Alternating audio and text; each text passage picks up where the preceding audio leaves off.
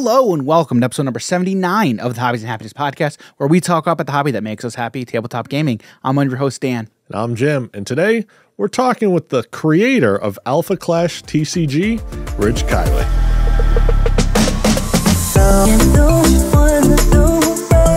All right, so we've got another interview for you guys today. I'm excited to get into this, but before we get into it, we need to talk about our sponsor real quick, Amazon Audible. If you head over to our affiliate link, www.audibletrial.com/hobbies and happiness, sign up for your free 30-day trial of Amazon's Audible service.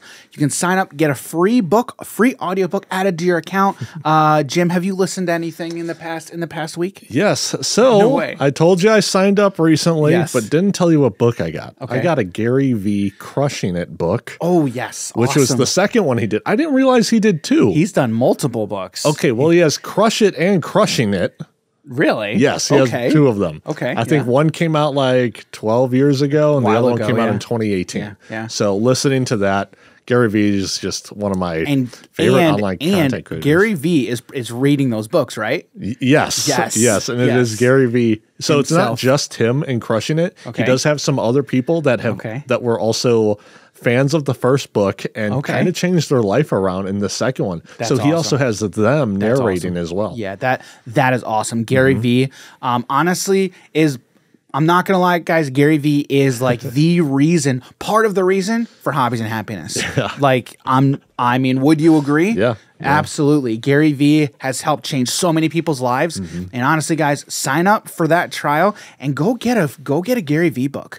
Honestly, if you are at all on the fence about starting something for yourself, Gary V will push you over that edge. Gary V is all about positivity when it comes to things. Absolutely. He says, ignore the haters, blah, blah, blah. And I think he would actually be pretty happy with the route we're taking things with where we want it to go and how we're treating people and stuff. So I think you'd like it. Right now, Gary V is on the board for Dream Podcast Guest. One day. One day. You heard it here. We're putting it on the board right here. You just need about 9 to 12 minutes of your time. It doesn't have to be a full hour. Yep, you know? right. All right, but again, if you want to sign up for your free 30-day trial of Amazon's Audible service, head over to our affiliate link, www.audibletrial.com/hobbies and happiness. All right, so today we have another interview for you guys. Guys, this year has started off amazingly for the podcast. I really am loving the format that we're doing.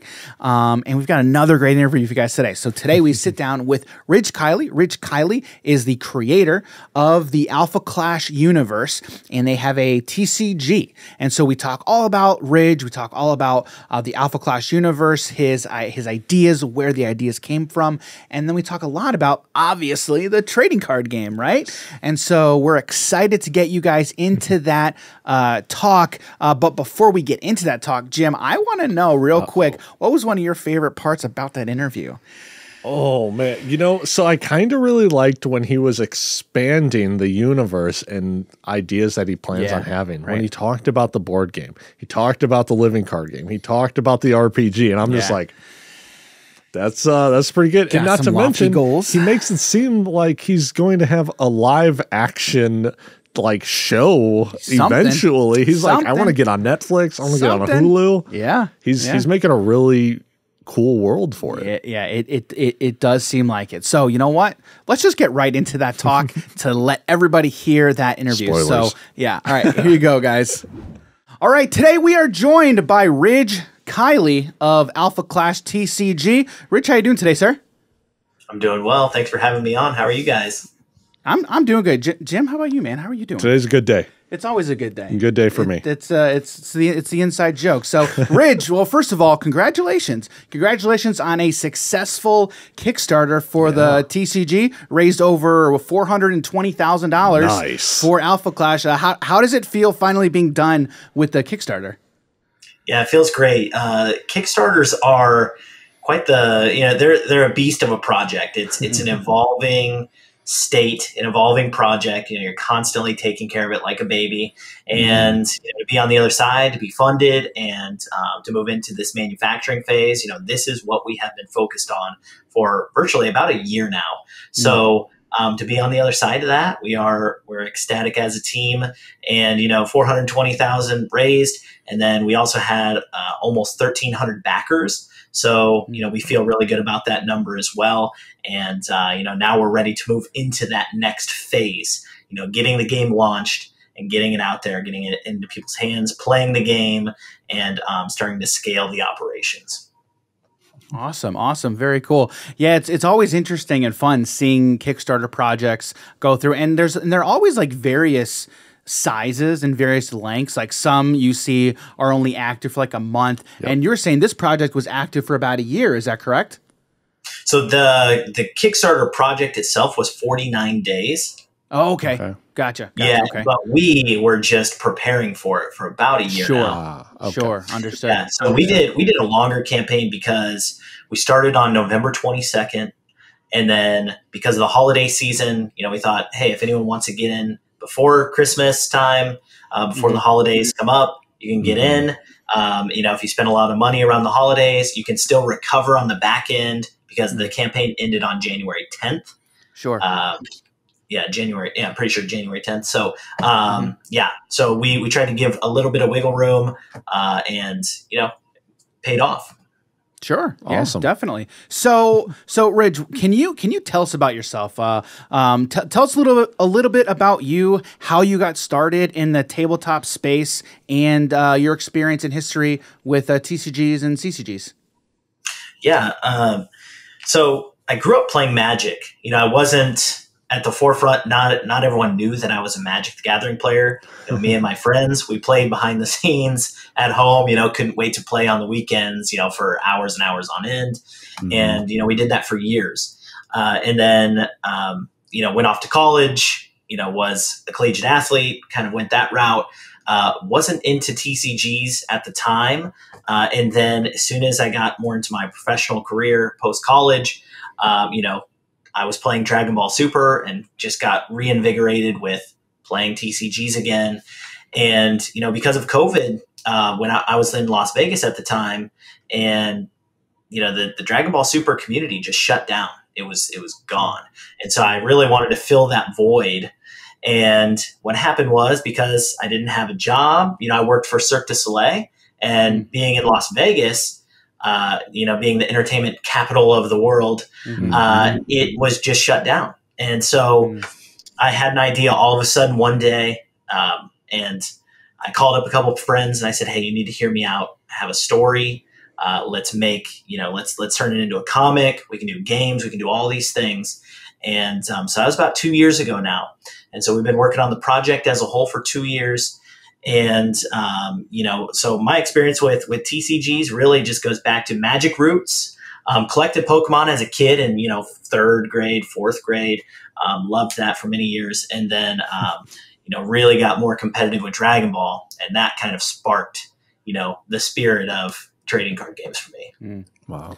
So did you play Pokemon when you collected them, or did you just collect the cards because you liked the Pokemon? I had purely collected. As a kid, I had no idea how to play the game. Thank you. No one knew how to play that game back in the day. No one. Did you have any friends who knew how to play, or were you all just collecting the cards? Yeah, I'm from small town Iowa. No one knew how to play that. And they referred to it as Pokemon. Pokemon. Well, you know what? That is not all that uncommon or abnormal. I've heard a lot of people, again, when I was younger, Pokemon. My dad still does it. I'm like, Dad, it's been out for 25 years, man. It's been my entire life. What are you doing? Yeah. What are you doing? Yeah. So, okay, so you touched on a little bit Magic and Dragon Ball a little bit. So you did play both of those games somewhat competitively, correct? Right. Yep. And Dragon Ball even more so. Because had much more access in Las Vegas to a much bigger community, and also, just having, big regional tournaments and things like that there. The Dragon Ball community for a long time was a very, very strong competitive environment there. Can you imagine the Dragon Ball community in Nevada or in Vegas being a whole lot bigger than Iowa? I mean, Iowa probably would have been it sounds like I'm dumping on Iowa right now. I have family from Iowa, so I'm allowed to do it. Oh, okay? Right. Yeah, that's the rule. Okay? That's the rule. My dad actually grew up in Marshalltown. Are you familiar with Marshalltown at all? Yep. It's about an hour east of Ames, where I'm currently at. Okay. Also, I gotta apologize in advance. My dad's a huge Iowa Hawkeye fan. So is that offensive to you? I'm sorry. Yeah, yeah. That's okay. We can roll with it. All right. I had to get that out there a little bit. So all right. So before I ask this next question, since we're kind of on the topic, Jim, you asked the question before I asked the one I wanted to ask, okay? Because you were the one who pointed this out. Yeah. So, okay. So this next question that we're about to ask, whatever your answer is really going to determine how the rest of this conversation goes. So just be ready for it. Just be ready. Okay. Ready. All right. I'll let you ask. Okay, all right. So, what's your favorite color combination or colors to play in Magic? In Magic, I mean, back in the day, I was an artifact player. Yeah, so it was okay. Yeah, I pretty much ran artifacts. I mean, that was So you played Mud. What's that? You played Mud. Yeah, exactly. My prime time was like, when I really loved the game was Mirrodin through Fifth Dawn. Okay. I got nervous when he said prime time. Yeah. I got real nervous. Yeah, you did. Yeah, back when I was in, what was that, 6th grade or whatever? Yeah. But no, it was, I loved playing Affinity when that first came out. Yeah. So whether it was just blue artifacts or just pure artifacts. But yeah, I mean, I also just had some like rogue type decks that were like angels and demons, black, white, just extra planar lens, just, throwing in things like that to just, I don't know, do things that maybe weren't super meta, but were just really fun to play. Right. Yeah. So do you have a favorite color or combination in it or no? Oh man. I mean, for a long time, I just liked black, just destroy mechanics. Okay. Mechanics. Yeah. So I get that. All right. Perfect. All right. That's we're what good. we like to hear. Yeah. That's what I like to hear. Jim's like, as long as it's not green. I was like, say anything about green. I'm getting up and leaving. Now, time Elvish Piper was, pretty strong, and, things like that. So yeah, I wasn't really a green player. Oh man. All right. I wasn't really red. It was either black or blue or a mix of, like white and black or nice. All right. Yeah, that's fair. That's fair. Cool. Now, do you keep up with the Dragon Ball meta anymore? Because it sounds like you haven't really touched Magic in a while, or for the most part. But do you really keep up with the Dragon Ball meta at all? Out of curiosity. I had kept up with Dragon Ball all the way until about set 12, and then I stopped playing around set 12, and then was more on the collecting side after that. So it's been a while since I've done the Dragon Ball meta, because I had started at the beginning with Dragon Ball and made it all the way through the first 12 sets, where I really loved, set 4 was, my favorite. What set are they on now? I don't know. I'm not sure. We're not really, clearly we're not heavy into Dragon Ball Super at all. Yeah, they're on the Zenkai series. I know that they added some new mechanics that changed the game, and I think players really love it, but I'm not too familiar with it anymore. So why did you pick up Dragon Ball then? What drew you to it? Yeah, that's a good question. Honestly, I had just seen a video online. I thought, wow, Dragon Ball plays, kind of like Magic, but different.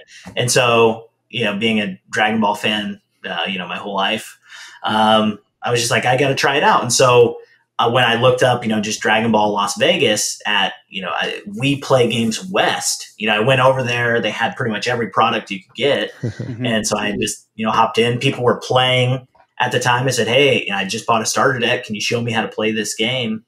And they did. And then these guys just gave me a bunch of cards. They're like, hey, take all this. And I was like, this is super cool. So it was kind of random how I fell into Dragon Ball. It was Dragon Ball Super Cool. Huh? All right. I'm sorry. But tips. Okay. All right. All right. Okay. So you didn't really touch on your resume a lot, but I was going through kind of your resume and whatnot, and a lot of your history seems to be, because you talked about Cirque du Soleil, in like the strength and conditioning, because you were a big wrestler from everything that I'm seeing. so you go from like athletics, right? Like seemingly like hardcore competitive athletics, right? Into the entertainment and tabletop space. Like how was that transition? Because it seems like you're like doing a complete 180. You're going from these athletes to a bunch of nerds who sit at a table. And again, I'm saying this to me, okay? But that's okay. Go ahead. No, it's a good point. It's funny because gaming was always a big part of my life. Because in college athletics, you train all the time. In your downtime, for me, it was Halo. Halo was my outlet to get that plug. And so gaming was always just that other side of my life that I had. Train, relax, play video games. Enjoy that, and then of course card games. So transitioning to just doing this full time and, running, like an entertainment company through cards and comics and things like that. Yeah. The work pace itself isn't as active, but it was always a passion that I had. But it was certainly a transition. That's for sure. Yeah. Cause it's super active for, 8+ hours a day. Right. Now it's a lot of desk work. So it's like building in, that activity. But now I get my plug of, gaming pretty much all the time. Right. So one other thing that I feel like these two kind of industries and even your experience like kind of share is competition, right? I mean, can you talk a little bit about that, like your history? Because your brother is part of the company, I believe. Is that correct? Yep. So I feel like you and I are kind of cut from the same cloth because, like, for me, again, like in high school and then growing up, I was always involved in some sort of competition, whether that be sports, like board game, anytime, like everything was always a competition to me, right? What did you play in high school, college? In high school, I played soccer and basketball. Well, I mean, the soccer doesn't count, but go ahead. Is that why you asked me that? Just to get that out there? Okay. Yeah, I did. I'm just messing. Okay. Yeah. So, all right. So where does like your history of competition come from? Like, are you and your brother like super competitive with one another? Is there a big thing within your family of competition? But can you just touch on that? Like, where did that sense of competition come from? Yeah, absolutely. And you bring up a good point, with all that. So are we competitive? Yes, my brother and I are so competitive. We hate to lose more than we like to win. Yeah. Yep. So, I mean, growing up, it was always a competition. He's 4 years older than me, but it didn't matter. Oh, it was cards and all that. And then so what's great about, the gaming world is you can still plug in and compete pretty much instantaneously, or, even casually just with family and, all that. But it always offers another form of competition. And it's really a battle of the minds, if you will. Right. So, just obviously my brother was older, bigger, stronger, etc. So how could I compete with him? All right, let's play Magic, or let's play this game, or, whatever it was. So yes, very competitive. And so that's also what really complements this whole thing. It's a competitive drive, and just to be competitive in the space is a driving force for me. Right. Up on my board, I have goals. Still I take those philosophies from athletics that I grew up with my whole life, very goal oriented, very driven, and still apply those same things, apply the same exact work ethic. But now it's just in the business world instead of, taking it to, the wrestling mat or what have you. Right. Yeah. So my son, we talked before the call, like about our kids, right? My son is like a spitting image of me. Okay. I got a text today from my wife, basically saying my son was playing tic-tac-toe.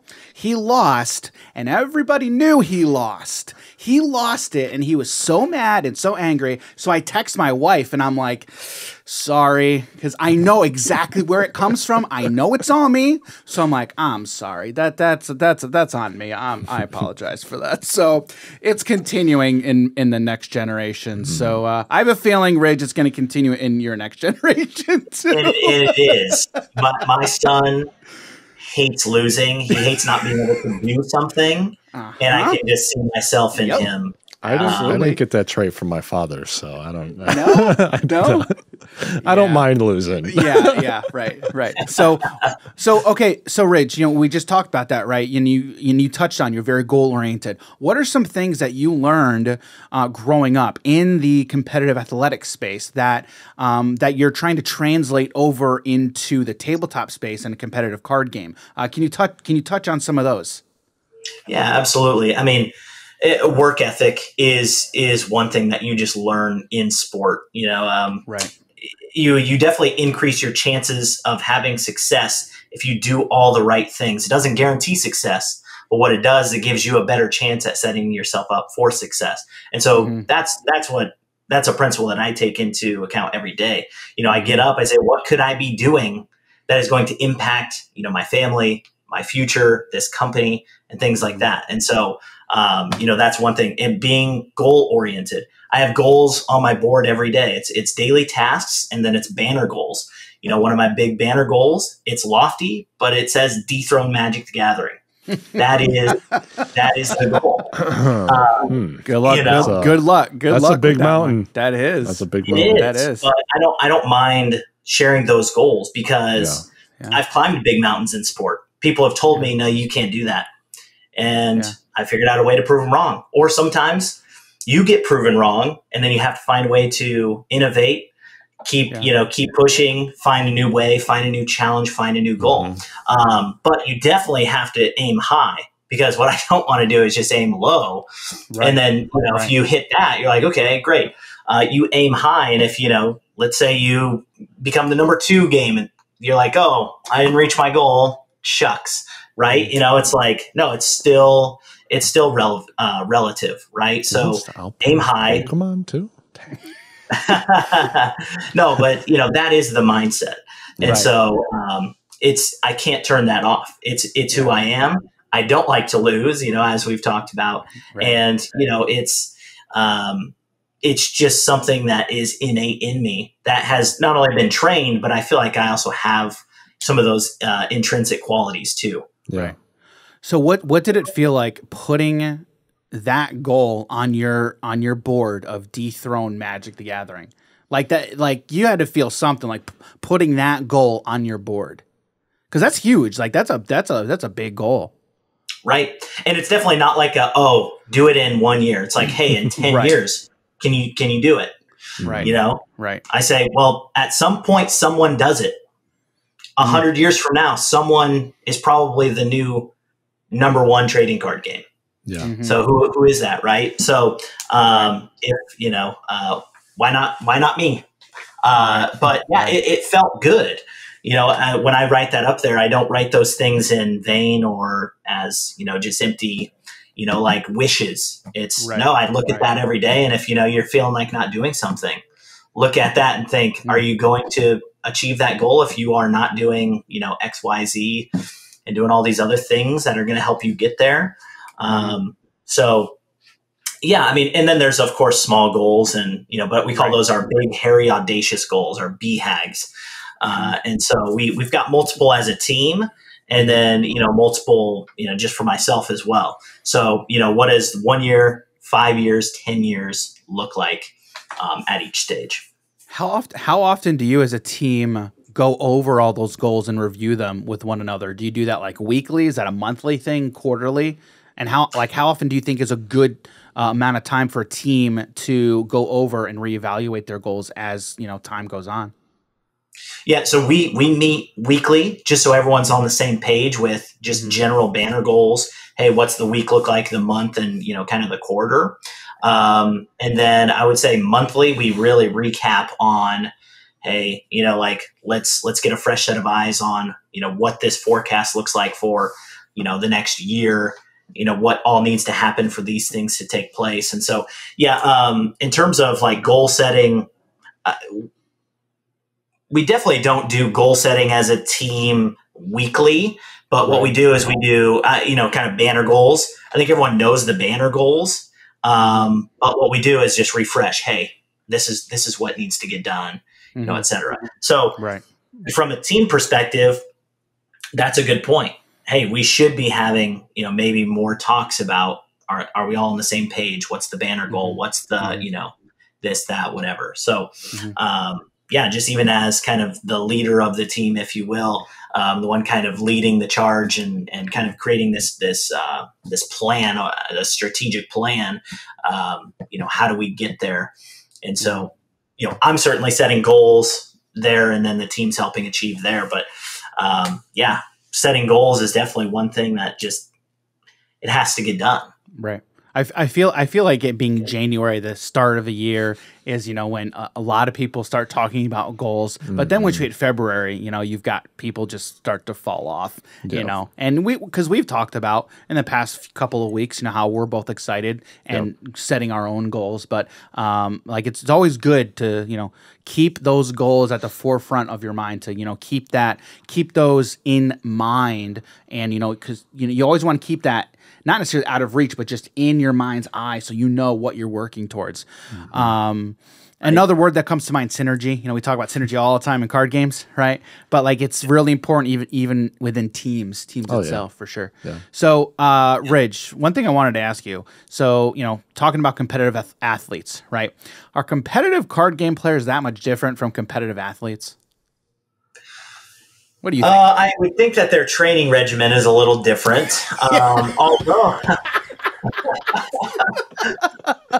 not a dig, but it's true. Being in the industry, 10,000 card draws. I can say from a relative repetition standpoint, it's probably very similar. Yeah. You're watching video, you're doing your research. You're looking at what your opponents are doing, or you're getting inspiration from, these other things. You are putting in your reps. People will play for hours and hours and hours on end. Mm-hmm. Their minds will be locked into, how can I be the best? What is the best combination? They can't sleep. They can't stop thinking about it. There's a lot of similar qualities, but it looks different. Like, how is it applied? Mm-hmm. Because you have to be in the greatest shape ever to, do you need to be able to do a marathon? No, you need to be able to do a marathon that's relative to the card tournament event, right? You need to stay engaged mentally. There's a lot of, from a performance science side of things, they're doing a ton of research into video game players, right? And what they do is they do strength and conditioning. They do things like that, you would think wouldn't affect you. But what you find is, hey, if you're able to control your heart rate and things like that, you're actually going to be impacting your performance positively, when things start to get pretty heated. So there are things from a performance side of things, just being a strength coach and, that kind of thing, that you can do that affect you, maybe not for just having general endurance for playing cards, but can you stay mentally engaged and sharp during that whole time? There's definitely things that you can do, or, if you can control your heart rate, that is beneficial for, heated moments in, gameplay. Because I know, just as players, like, there's times, you're playing and your heart rate starts to flutter because, they played this, or I drew this, or I didn't draw this.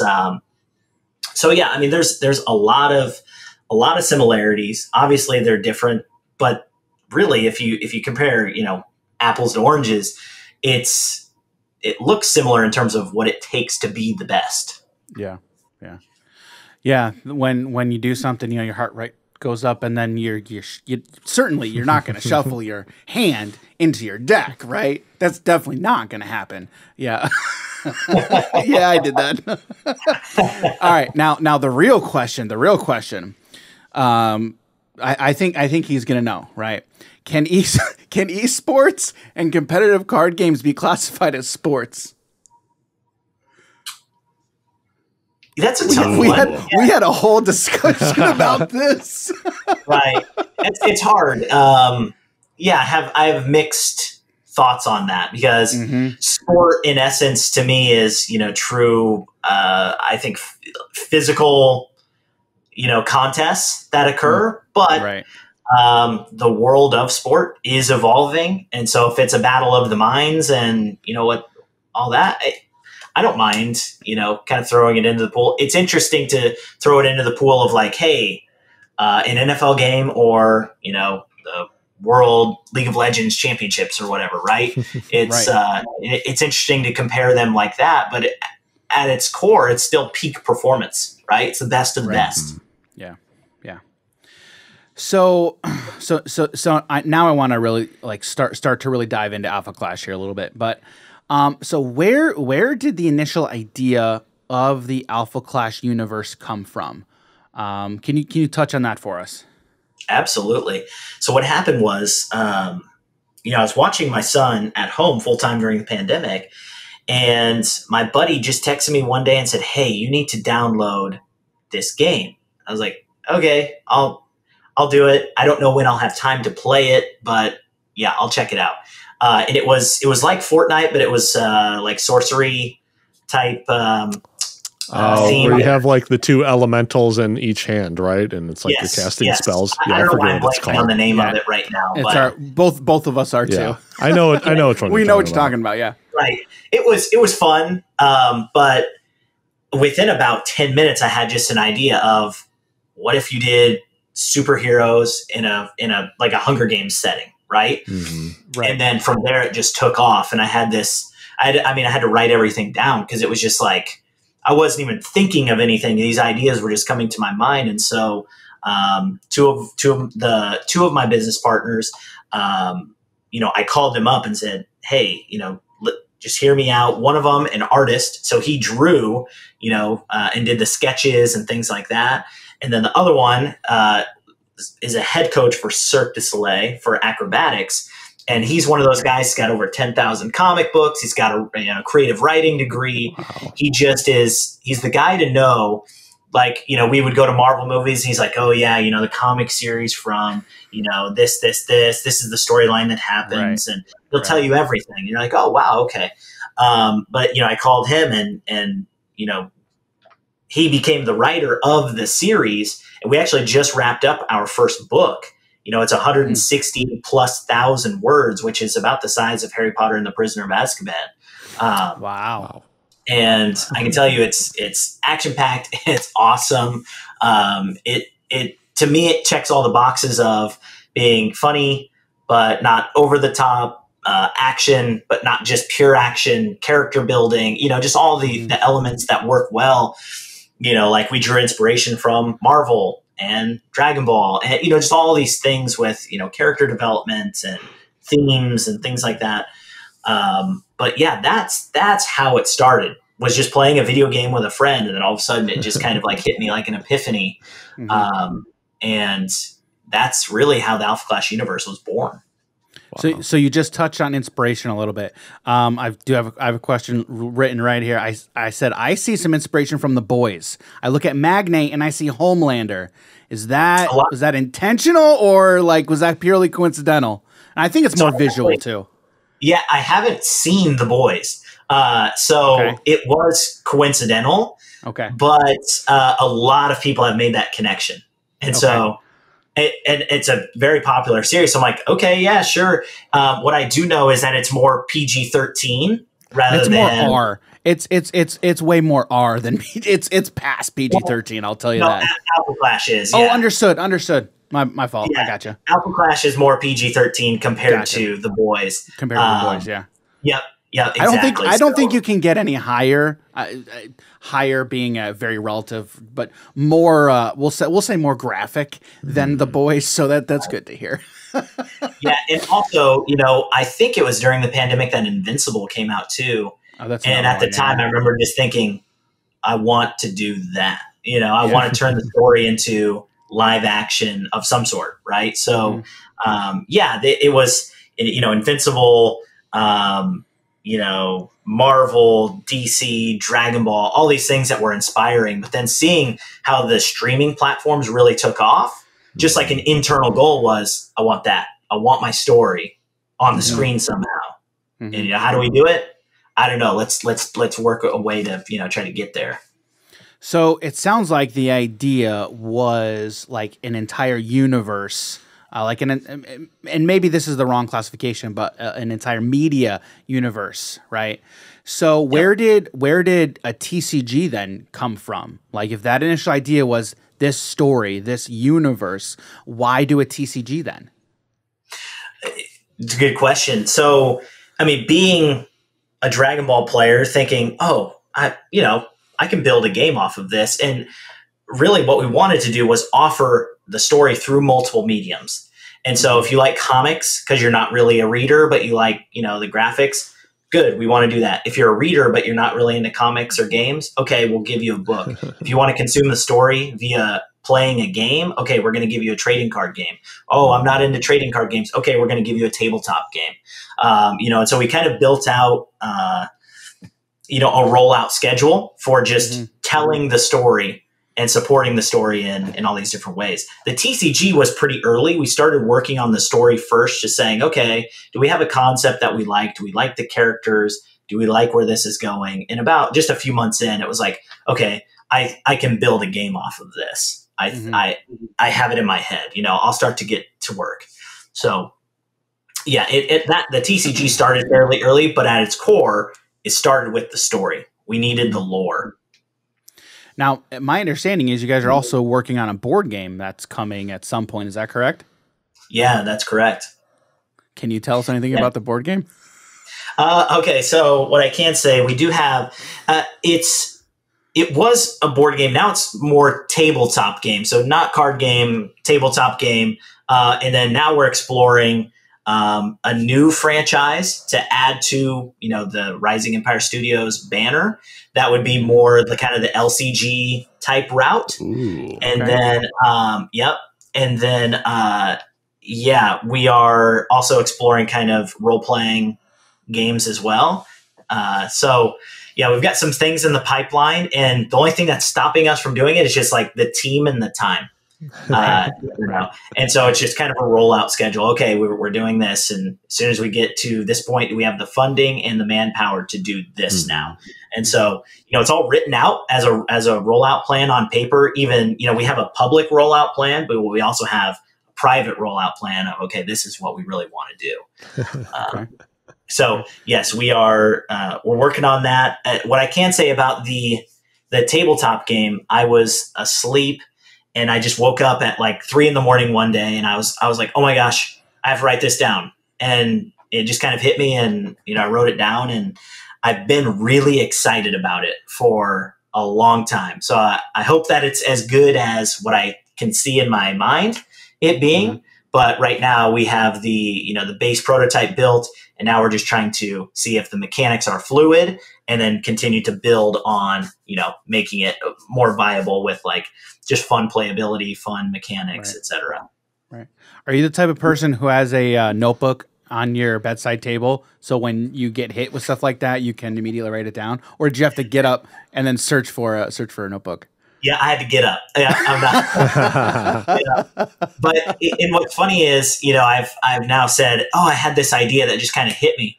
I am not the type of person that's like got all these, really cool fantasy, fiction ideas. These have just been almost two happenstances that just like hit me, and then it was like, oh wow, okay, I'm gonna run with this. Well, from the conversation, it sounds like he's got all these ideas. Just hit him all the time. I mean, come on. I know, right? Have a little notebook in your back pocket.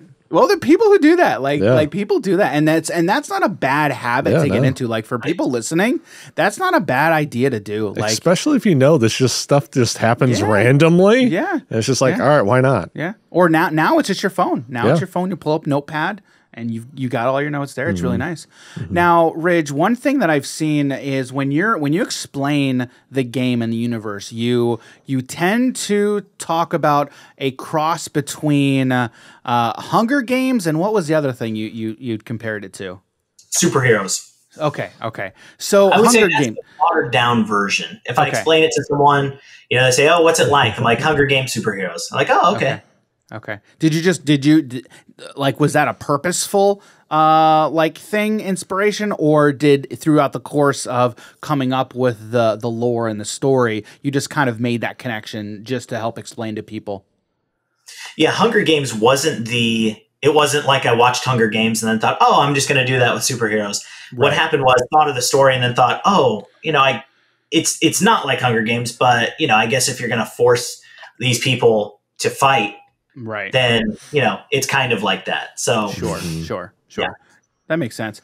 Now, okay, so we're talking inspirations, right? So when we talk about inspirations for the TCG, when you designed the game, what were some inspirations that you drew from that? And the reason, well, quite a few reasons we're asking, right? But when I'm looking at how to play this game and I'm trying to make connections for myself just to help me, because for the most part, when anyone's playing a new game, right, you take what you know to try to help you understand the game better, like get you from a noob to understand how everything works quicker. And I think that's how everyone's mind essentially works, right?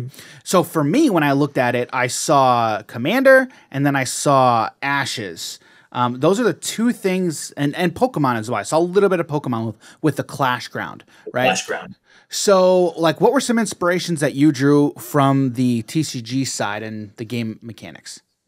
Yeah, I'd like to, tell people that there were really 5 main inspirations. Magic. It's hard to not be inspired by that because it kind of laid the foundation of just all, turning the card sideways, having text, abilities on cards, etc. Dragon Ball, of course, Yu-Gi-Oh with traps. Yes. Yeah. You've activated my trap card, Dan. Yep. Hearthstone. Hearthstone is mixed in there. And then there's a little bit of old school World of Warcraft as well. So, and then I would say, okay, so you could say Pokemon because of the Clash Ground. Now, what's really funny, I didn't play Pokemon, and I was telling someone, I thought of this brand new mechanic. No one's done it. And they go, that's a Pokemon Stadium card. I said, you gotta be kidding me. I said, no way. Yeah. And so, that's always cool though. That's really cool. If you come up with that and then you come to find out one of the biggest card games in the entire world already has a mechanic like that, I think you're onto something. I mean, it's probably a good thing then, right? Yeah, it was good. It was like, okay, well, it's different because I guess apparently most of the stadium cards help the person that played it, where this is kind of like it's just a field effect, right? Right, and then. Isn't that how Yu-Gi-Oh! Field spells used to be as well? It would help both people in case if they had specific monsters on it. I've been told by Yu-Gi-Oh! Players that the game also reminds them of old school Yu-Gi-Oh! Yeah. I didn't play Yu-Gi-Oh! It was like Pokemon was cool, and then when I got old enough, it was like, no, Yu-Gi-Oh!'s not cool, right? It's like just old it enough. Was always cool. It was always cool. That's good. Okay, well, that's a funny thing about the Clash Ground. I do like that. That's pretty cool. To be honest, though, if that happened to me, I'd be like, okay, well, then that cements it in my mind that this is a good idea. Yeah, and I'm keeping it. Right. And I'm just going to pretend that they didn't have the idea before I did, right? Right.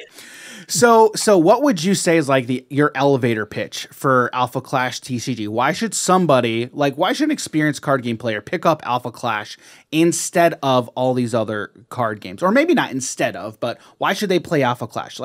Don't get me wrong, this game looks awesome, but what would be your pitch to somebody to get them to play the game? It's familiar but refreshing. You're going to be able to pick up the mechanics, and you'll feel like, oh, you know what? I've done this before, but I haven't done it like this yet. And so our idea was to take what works and just streamline it.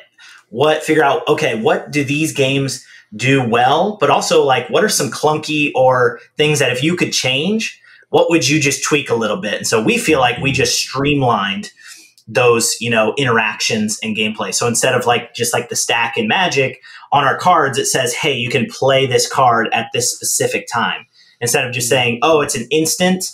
No, it's a counter play. And it says, play this card when, blah, blah, blah. So, we really just kind of made it a little more simple and not confusing of when can or when can't you play these things. Okay. So each card can only be played at one specific point in the game, right? Pretty much, so if it's a quick action, it can be a counterattack, but it can also be a counterplay.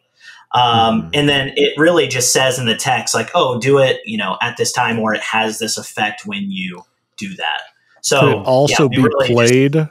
Could it also be played kind of like a sorcery as well? Or is it specifically has to be played at those times? Those are called basic actions. Okay. Yeah, so a basic action would be like a sorcery during your turn. Okay. And then a quick action would be either a counterplay or a counterattack type action. And then your traps work like either counterplays or counterattack. So they're considered, they're categorized as traps, but they have the keyword text on them as counterattack or counterplay.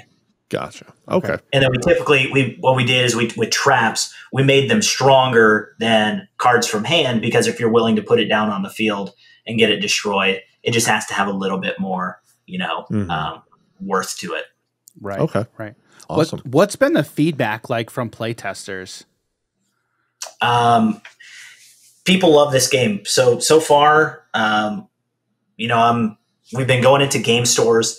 And with game stores, it's a hard pitch, there's a game. Oh, it's on Kickstarter. Oh, and then when you play it, so far, 50% of those stores have bought on the spot. Wow.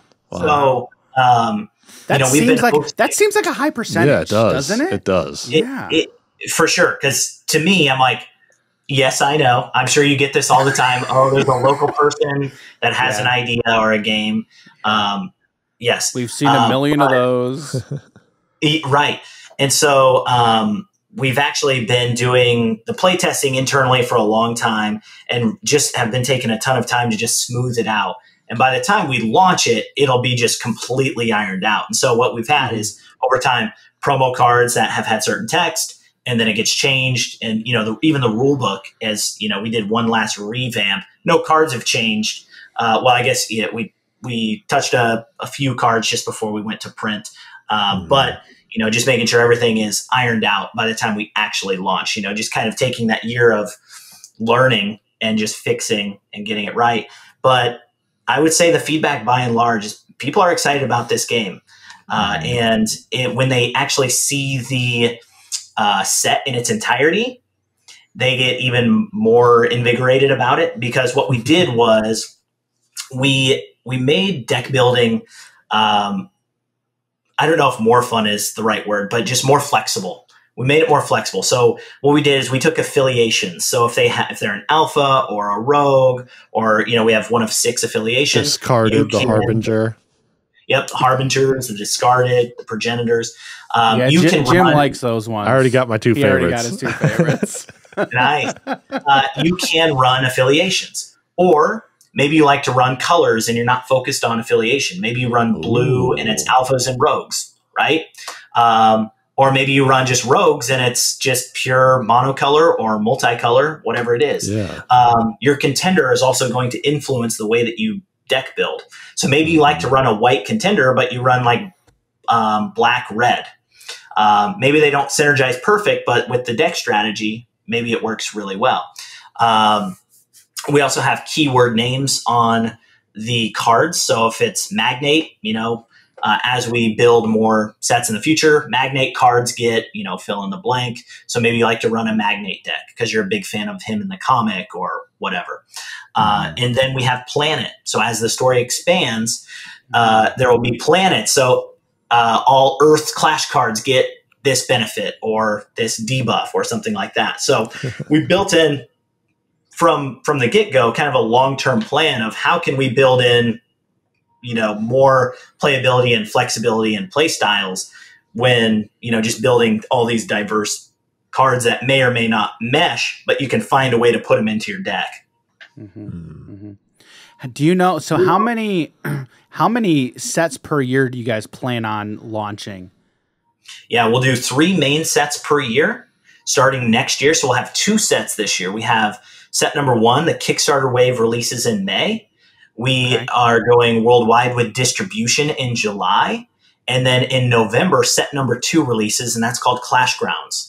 And what I can say about set number 2, we have a mechanic of the game that we're holding off because we don't want to release it at the start and kind of confuse people and all those things. But set number 2 is going to introduce a new mechanic that definitely hasn't been done yet, that we have seen in card games. That's really fun and interactive, but doesn't ultimately change the game. It's just a really new thing that is going to be what we think is fun. And the second set is just going to kind of open up the meta and make it really diverse. We just introduce, 5 more contenders, more affiliations. You're adding 130 roughly cards to the card pool, etc. So, we've got, a lot of plans for that. But we actually we're testing set 2. Set 3 is already built. Set 4 is almost done being built. And so, we're just you're ahead of the gear, like right on top of it. Holy cow, this is awesome. They gotta be. Yeah. Well, and you know what? Again, you go back to like I said, I had this idea, and I don't do that all the time. I had another idea for set 4. Super excited, can't wait to release these all the time. Yeah, come on. He's had like 4 ideas in the last year, Dan. Okay, in the last year, he's had 4 ideas in the last like 20 minutes. Right. But so set 4, super fun thing that I'm excited about, where each set really introduces just a lot of just unique gameplay, but also things that are familiar. So, for example, in the first set, we introduce red. It does direct damage. We call it non-clash damage. Like, okay, typical red. Of course. But we actually took a spin on it, and so we related it to the character named Torque. Torque in the story can absorb all types of energy. And so what you do is you ping your contender and you start buffing up your guys, or maybe you buff up your contender by doing self-inflicting damage, and things like that. So we kind of took a classic mechanic and we spun it. And, what we do with red, the next set and the next set, okay, we think this is new. We don't know if this has been done before like this. And so we just keep finding ways to, make it fun, familiar, but also refreshing. I mean, that's really the goal, is to just not go too far off the beaten path, but still make it something that people are coming back like, I really like this because, fill in the blank. Yeah. So you said you're introducing a new mechanic in the second set. You're introducing this new mechanic called... No, okay, I tried. All right, understood. I tried. All right, we tried, people at home. We tried. He's like, should I say anything? Let's just give him time, Dan. Let's give him time. The floor is yours. Deck sizes. Out of curiosity, what are deck sizes like? Well, you don't just ask about people's deck size, Dan. That is a very personal question. It is a very personal question. I know. 50 cards. Okay. 50 cards plus 1 contender, so 51. Okay. And then you get 10 as a sideboard. Okay, cool. Okay.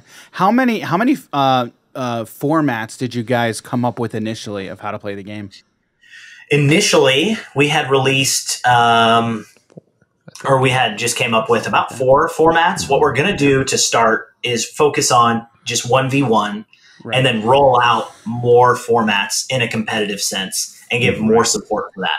So, yes, we do have, we already know how those are going to play out, but what we want to do is give support to those instead of just saying, hey guys, if you want to play the game like this, you can. Now you can do that. You can easily just do free for all right now because everyone would know how to play the game. You could play it. But what we want to do is actually give support for that. And so, going back to how many sets a year, we want to do 3 main sets, but we also want to do a draft set as well, because we really want to support the draft format too. So, just for example, like that's something that we really have a passion to support. So would that be a separate set in its entirety then? It's going to likely be alternate art reprints, but then combine new stuff and then probably splash in new things. So, hey, if you want these new cards, you got to get the draft set too. Gotcha. Cool. How many? Do you know how many? I assume you know how many cards are going to be in a pack. What's a one booster pack going to look like? One booster pack. So this was from our sample print run. they'll be similar to this, not exactly the same. These tear tabs, they're not great. But in general, the pack quality was solid. 9 cards per pack. You get, make sure my numbers are right. You get 5 commons. Okay, 5 commons, 2 uncommons. Your 8th slot is always a foil hit. So it can be common, uncommon, rare, epic, iconic rare, which is an alternate art to the epics, and legendary, or the alpha rare. So any of those can be in the 8th card slot. And then the 9th card slot is a rare. It's always a rare. And then one in, when we did the sample run, it was 1 in 3 packs was a foil hit. Now we're looking at maybe doing 1 in 4 packs as a foil hit as the 9th slot. Okay. How did you guys come to the different rarities? What were those conversations like? Because I assume, like, being like heavy into card games, like those, I feel like those conversations really have got to be like heated almost. But what was that like? Yeah, I mean, it was definitely a conversation. My inspiration was, hey, you know, when you play just like any RPG, it's white, green, blue, purple, orange, right? As kind of your, you know, standard rarities. I want to do that. You know, I want to go back to, you know, I loved playing dungeon crawlers, you know, Diablo and all these, and it just feels, I don't know, very, you know, gaming oriented, staying true to, you know, the roots of that. So that wasn't too big. And so what we also did on the cards is the crystal at the bottom. The color of that also says the rarity. So if it's white, it's common. If it's green, it's uncommon. And then if anyone's colorblind, it actually has like the like common or uncommon in the bottom right of the card too. So Gotcha. And then also for card color. So if someone was colorblind, they're like, I don't know what color this card is, it'll say what color the card is in the bottom right. Cool. But yeah, in terms of, you know, naming the rarities, I would say where it got more dicey was epic, iconic rare, legendary, and alpha rare. You know, sure, common, uncommon, rare, easy conversation. Right. All right, now let's start to lobby and discuss, why should it be, you know, epic? Why should it be legendary? Why should it be, you know, why not super rare? Why not mythic? Why not, you know, why not an alpha rare as this one, or, you know, whatever. So, you know, just fun conversations that you would think are just, you know, fast, where it might take you a week or two to figure out, you know, through conversation, you know, what we all feel is best. Yeah, so you touched on earlier, you know, the feedback you got a lot was, you know, different but familiar. Like, was that like a thing that you guys kept in mind throughout when like designing the game, or did that just kind of happen throughout the throughout the design? Like, it wasn't something you really thought about in the design. It's just that was all the feedback you got. Is that kind of how it was, or did you actively think about that? No, that was the feedback that kind of led like, oh, okay, yeah, you're right. And you can see it does have roots and familiarities from a lot of other games. Right. But, you know, people really, the people that flock to it the most would be Magic, Flesh and Blood, and Dragon Ball. They seem to be the most receptive with those 3. But yeah, it was just as we opened up the play testing, when I went into, there's a comic shop that's awesome. It's called Mayhem here where I'm at. And, you know, when I walked in, kind of that same story, hey, I've got a comic series and a game. And yeah, okay. I'd say, hey, I'd love to just show you the game. And so they tested it like, okay, yeah, pretty solid. And so we got more people. I said, hey, can we get more people? And so what they did is they brought in, you know, a small group of Magic players. Magic players tested it. They said, okay, this is really fun. Said, hey, can we do a game night? And so what happened was the next week, then we went from 4 to 8, and then it was during like Pokemon League. And then the next week it was 16, and then we were dwarfing like the Pokemon League. And then people were like, man, I want to keep playing. But what was really cool about that is we were doing play testing. We were getting feedback in the moment. Hey, what's working, what's not, what's too overpowered, you know, so we had some internal play testing like that.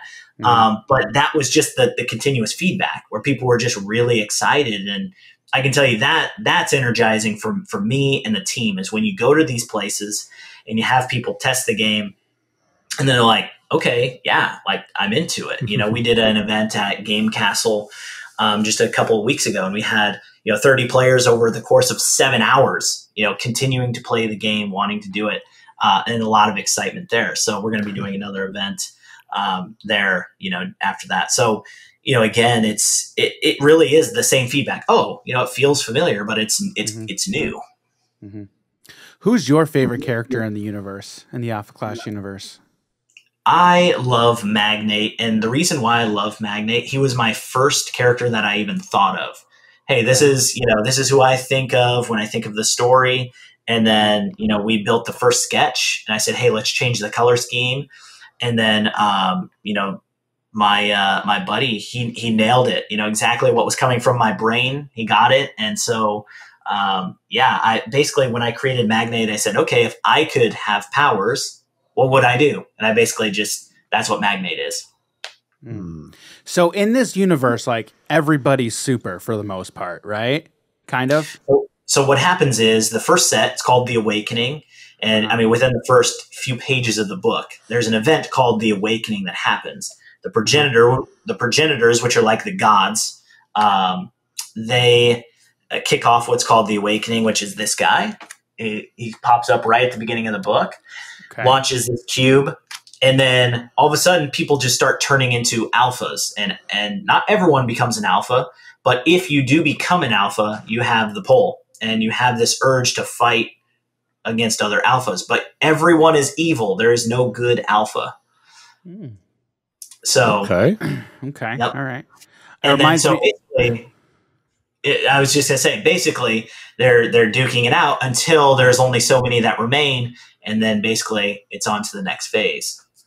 I got a good quote for you. Okay.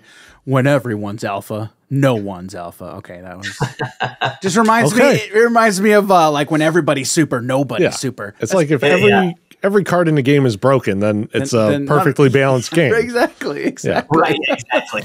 You need to use that quote though. You have to use that quote. Please don't. We can work it in. We'll work it in there. We can work it in. All right.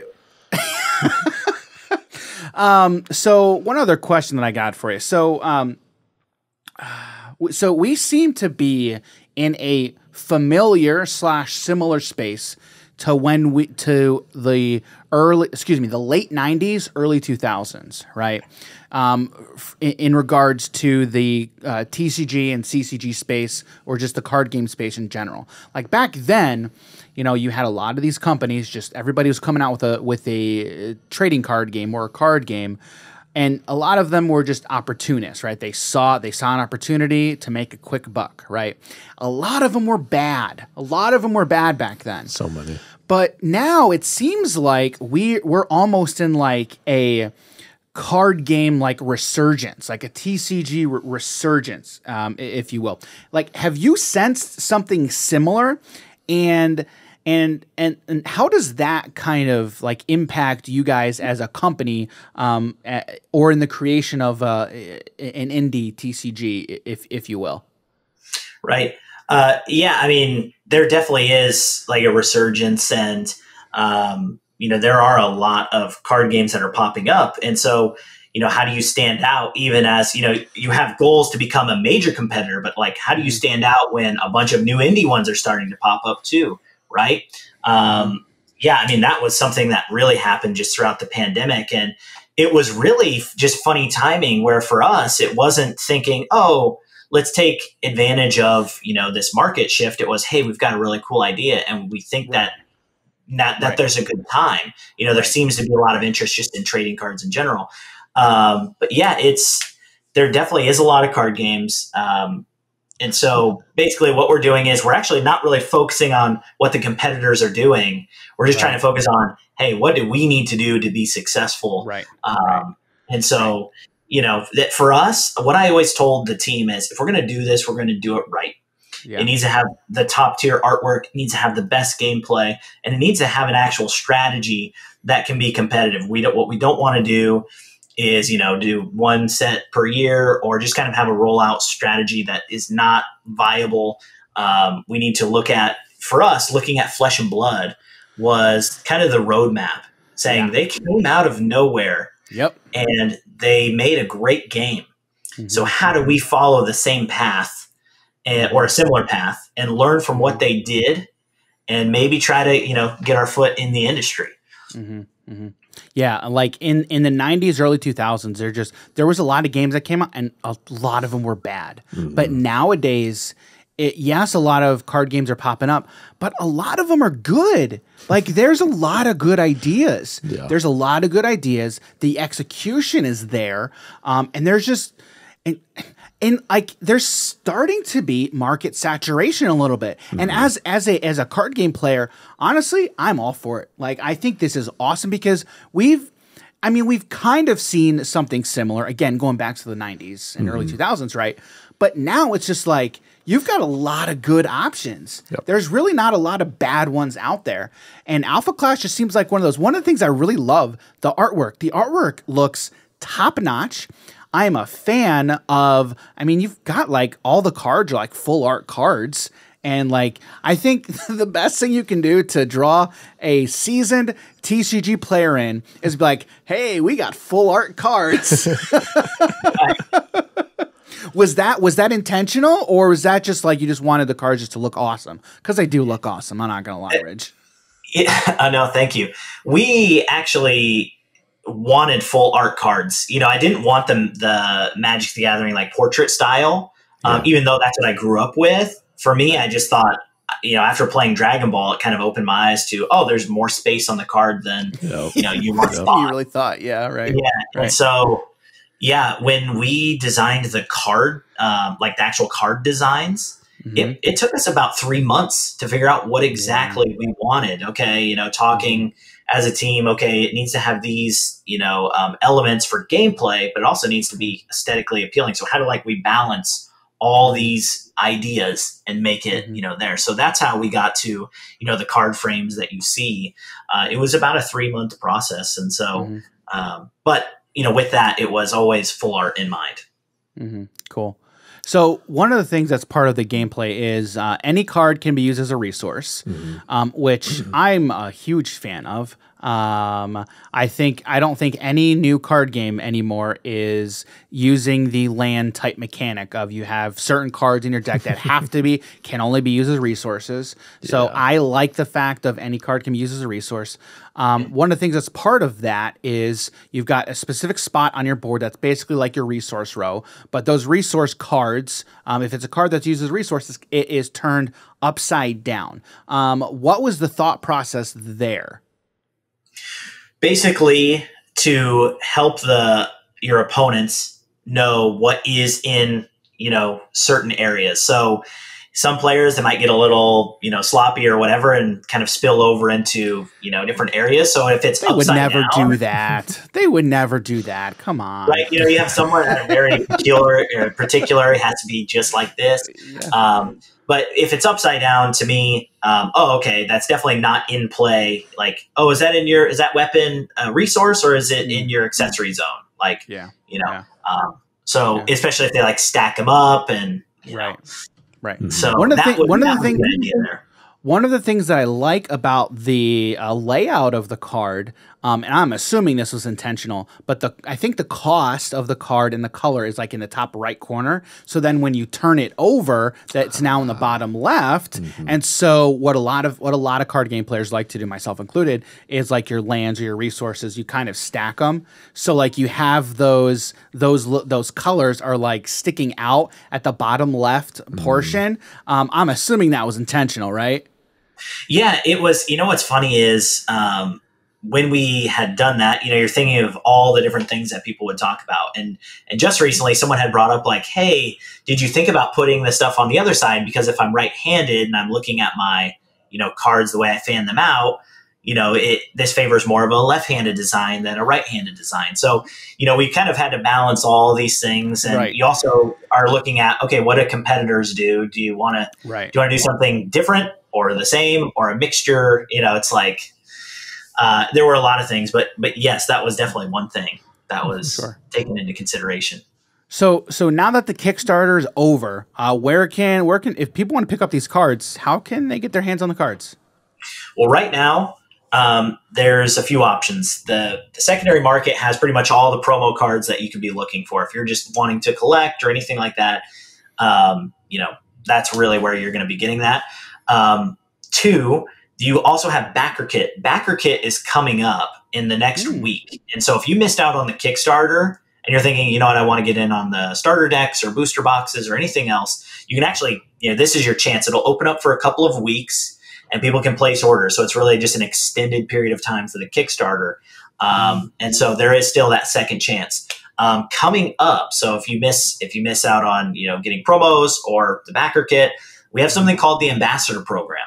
The Ambassador Program is something that we're going to be launching in March tentatively. But what we're going to do is we're going to send out ambassador kits to people that apply to it, to the program. So it's not super exclusive, apply to it. And what we want to do is build up ambassadors in areas. So if you have an LGS that you go to or you have LGSs in the area, you can be that point of contact for all things Alpha Clash there. You're going to work on building up your, community, getting people excited, teaching them how to play the game, how to get plugged into the community like Discord and social media where they can find more stuff, telling their LGS, all the things that we've got coming down the pipeline. And so those will be demo decks. So demo decks will get sent out and we'll be sending out a bunch of demo decks, starting in March. And then comes the launch of the game. If I can push it to April, I will, but it's looking like it's going to be May just for manufacturing and shipping timelines. Right. And then from there, it's just, should be able to get it pretty much anywhere. Cool. Well, I'm excited. Like when before I really got turned on to the game, I was just seeing ads everywhere. Oh yeah, same. Right? So whatever you guys did in marketing, it worked. Yeah. It did. But I saw ads so many places. And finally, I'm just like, okay, fine. I will look at this card game because it got to the point I'm like, just enough. I'm like, just stop. But I'm glad I looked because right? Because the game looks awesome. Yeah. It looks a lot of fun. I'm excited to get my hands on some cards.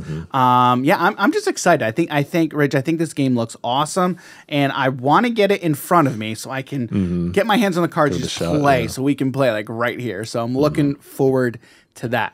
So, all right. Well, we're going to move on. We're going to move on to our next segment. Okay. One of our favorite segments is the card of the week. Honestly, I don't even know what number we're on, what card of the week number we're on, but that's okay. That's okay. 86. And it's not that far. It's not that far. Okay. Now, Ridge has been so kind to tell us what this week's card of the week is. We don't know what it is, but I'm interested to know. Ridge, what is this week's card of the week? We're looking at Pokemon base set. Okay.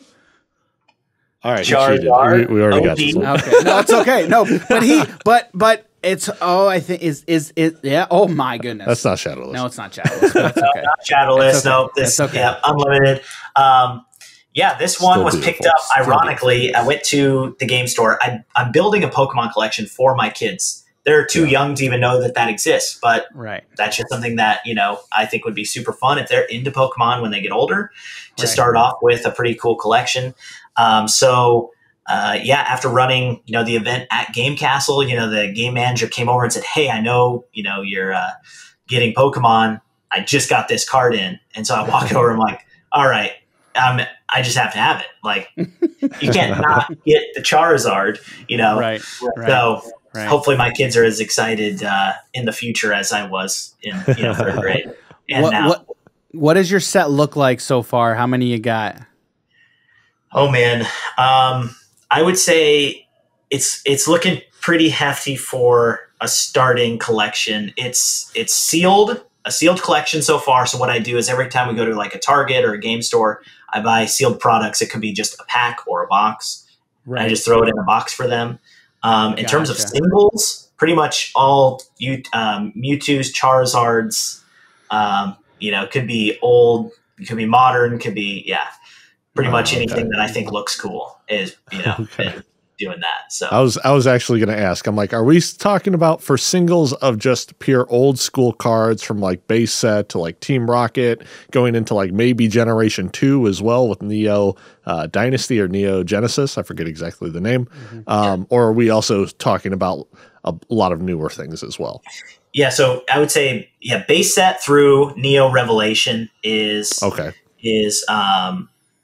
lot of that, and then also a lot of the modern stuff too. So if anything just catches my eye, it's like, oh, I like that. That looks cool. Like a Hidden Fates Charizard, right? Got to get that. So that's. And then if I happen to see anything at like a convention, I just think, okay, yeah, let's add it. Mm-hmm. Cool. But for me, Neo was like, I think I was in 6th grade at the time when Neo was first introduced, and at the time I was a huge fan. So Neo cards definitely. Neo Destiny was the name, not Dynasty. Yeah. Yeah, no, that's cool. I think when anyone thinks of Pokemon, their mind immediately goes to either Charizard or Pikachu. No, okay, don't be. You got to remember, all right, I'm a real fan. Okay, so I'm a real fan. Okay, so what does that mean? My head goes to Generation 3, Generation 4. Okay, that's where the real Pokemon players go. Okay. shots fired. Okay. All right. Well, Ridge, thank you so much for picking out the card of the week for us. But you know what, Ridge, can you tell everybody where can people find you and Alpha Clash online, and where can they follow the progress of the Alpha Clash universe?